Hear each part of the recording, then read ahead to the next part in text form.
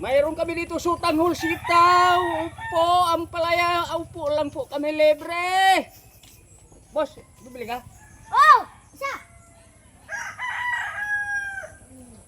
Ilan to? Ganda mo. Sungguin ka. Dagdagan mo po to. Para isang daan na. Paris yan. Dagdagan. Sige, lamat! Ito ako ba? Tanda niya pa. 20, tsaka 40. May gana ako 30. Gulay! Buhay na si Ano ang sabi natin? Si Maya! Hindi ka nakain mo yung brand ah! Babagong buhay na ako! Magkano? Sungin ka! Ano, bibili kayo? ibang klase na. Ibang brand!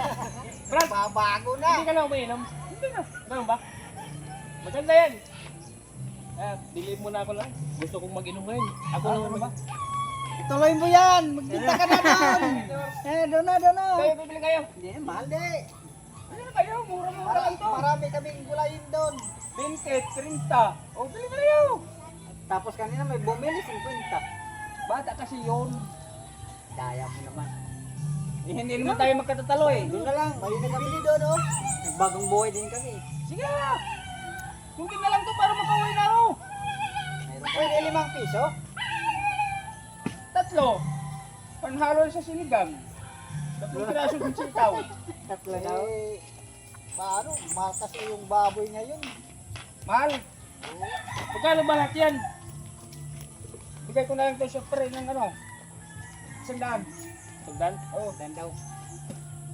Hindi ka na ba talaga umiinom? Hindi na. Ano?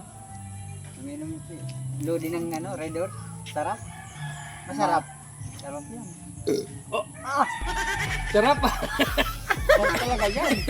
Malamig. Hindi na siya uminom eh. Ibinta mo na yan. Kaya kung bibili kayo eh. Ano bibili kayo? Naghihintay lang. May nagagalit na ba sa'yo pag nagiinom ka? Hindi.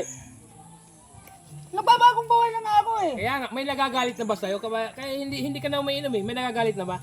Oo. O ganun ba? Marami na kasi. Naaawa na ako sa mga tao. Pag binigyan kita ng Red Horse, magtatagay ka? Oo. Ha? Isabi mo hindi ka na umiinom. At least hindi na ako mag-aaway ng mga tao. Ganun ba? Oo. Ay, gusto mo? Bakit? Hindi ba pwede? Pwede. Gusto mo? Oo. Okay, bili ka dun. Siya lang. Tsaka yung gulay mo, ubusin ko na yan. Oh. Salamat pre. Bili ka dun isa. Isang Red Horse po.